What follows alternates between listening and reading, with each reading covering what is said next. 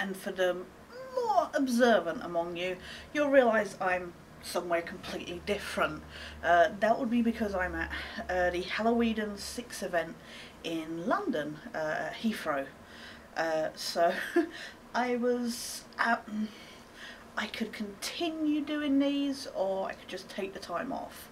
Now I can't guarantee that I will be able to do any more of these over the next couple of days. I bought the movies with me to do, but with early starts and parties and just sorting stuff out and relaxing after the pain of walking around in the day, I definitely cannot guarantee that I will be up to watching a movie and stuff like that. So yeah, I can't guarantee, but I will try. But I did do a movie tonight. It's very, very late here. I just took part in the Halloween geeky chat online, and I just took ages wiping makeup off my face, to the point that I've got a really bad graze underneath my eye where the flannel grazed my skin while trying to rub the makeup off. But so I've got to be up in like 4 hours, so I'll try and be as quick as I can with this. Tonight's movie was 1987's The Couch Trip, starring Walter Matthau, Dan Aykroyd, Charles Grodin and Donna Dixon. This one, I'm pretty sure I saw it on TV, and then I bought it on DVD thereafter because I really enjoyed it, and I've seen it a couple of times since then. This is a good fun, it's enjoyable. It does have some moments that make you laugh, but this is classic Aykroyd. This is before he got like older and just dumped in places like Adam Sandler movies kind of thing. This is back when he was still, you know, that affable kind of enjoyable character to watch. Walter Matthau, unfortunately, you know, a legend like Walter Matthau, and he just has this awful hair in this that really distracts me. I'm like 98% sure it's a wig, but I don't know that for definite, so I apologise if it's not a wig. It's certainly dyed, if nothing else. But he has this, you can just see it on the cover, he has this really awful kind of, it's just really, really distracting. So anyway, what this movie is about. So Dan Aykroyd plays this guy at a mental hospital. I cannot remember the character's name, first name. I know he's Burns, his surname is Burns, but I can't remember his first name. I think it might have been Raymond, but I can't remember. I think it might have been Ray Burns, but anyway. So he plays this patient and he likes to mess with his doctor, Dr. Lawrence Baird, and he's just like one of those kind of cocky, kind of think like Jack Nicholson in only One Flew Over the Cuckoo's Nest.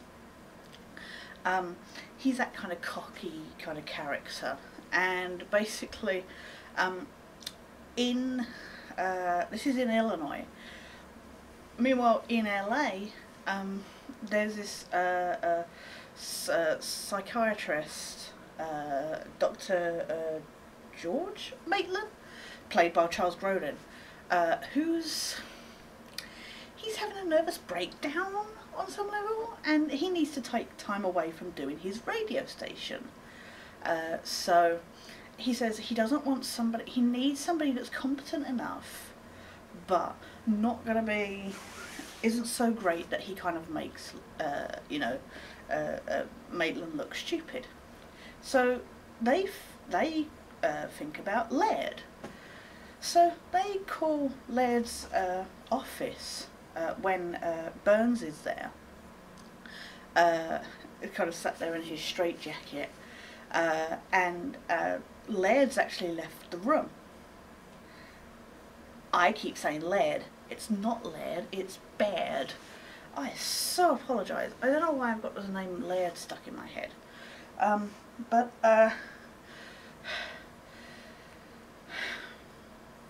I'm so sorry, that's really distracted me now. Anyway, sorry. So, Baird, he's out of the room when they call. Well, being the guy that he is, Burns answers the call. And he pretends he's Baird. So then he escapes from the hospital, he goes to LA and stuff, and he blags his way through everything, basically, making everybody believe that he's Baird. The problem is other than being quite outspoken and just, you know, he is actually really good at listening to people, or not so much necessarily listening, but giving good, useful advice, which, you know, everybody wants to hear. And he gets really popular. And like the agents and that are handling, you know, supposed to be handling the real Baird and that, they're all like, wow, this is amazing, he's really drawing in all these people and stuff. But in the course of like doing stuff and helping people and that, Burns bumps into this kind of crazy street preachery guy, kind of who's got this thing for plants, and they bump into each other. And when Burns first turns up in LA, and he's wearing like his he's managed to pinch like a jacket and stuff off people at the airport, but he's still got on like his hospital trousers and stuff. So, but now you're led to believe later that actually Becca, Walter Mattau's character, didn't know really. He was just, I don't know, guessing or something. But he says he recognises the trousers, where they're from. So, you know, Burns all of a sudden feels that he needs to keep Becca shut, kind of thing, trap shut. So, but also he does care, so he's kind of torn that way. And it's really basically, you know, following Burns as he's going, you know, blagging his way through all that stuff. You know, you're following every now and then you go back to George Maitland and his wife and this very dysfunctional kind of, turns out, but, you know, Maitland's had an affair with one of his patients, his wife has had an affair with one of his agents, so you see them. And then also, the real Dr. Baird, they end up meeting up, he meets up with Maitland, and he's like, oh, I'm Baird. And, you know, it's as the realisation happens that actually Burns isn't really Baird. So it's one of those comedy farces kind of thing. Like I say, it's not always laugh out loud funny, but it's a good, it's a lot of fun. There's not much. Occasionally it drags, but I do feel everything is necessary. The thing is I'm tired at the moment, so like I say, I don't remember it dragging in the past. The end is a bit, yeah, okay, whatever. I don't know if they were sequel baiting or what, but it's a bit, but there's nothing really, like I say, I'm tired, so that might be why it felt like it was dragging. It felt longer than the hour and a half that it is. But it's still enjoyable, and you know what, I've said this time and time again, if you can sit and enjoy a movie, that's all that matters. It doesn't matter what the story is, it doesn't matter who the characters are. If you are invested in something, and you do become invested in Burns, and it's nice to see, and it's funny when you see, like, the real Baird gets locked up, because he's like, oh, Baird, this, that, the other, so they think he's absolutely off his head. He gets put in a psychiatric hospital, and, you know, the doctors are essentially doing to him what he does to his patients. So that's nothing new. We've seen it done tons of times, but in this film, it's enjoyable. I keep saying enjoyable because that is really what this movie is. It's not too funny, it's not, you know, it's not boring, it's not stupid, it's just silliness. Just think, like I say, classic kind of Dan Aykroyd. And that would, you know, think, there's moments where you do think of him in like Coneheads, but do think of him as that kind of Ghostbusters, as Ray in Ghostbusters. But other than that, just do check it out. It's worth your time. It's a 15 rating, which really surprises me. I assume it's just for the swearing in it, because there was sporadic swearing. But if you like comedies, and if you like these actors, then it's probably one of their...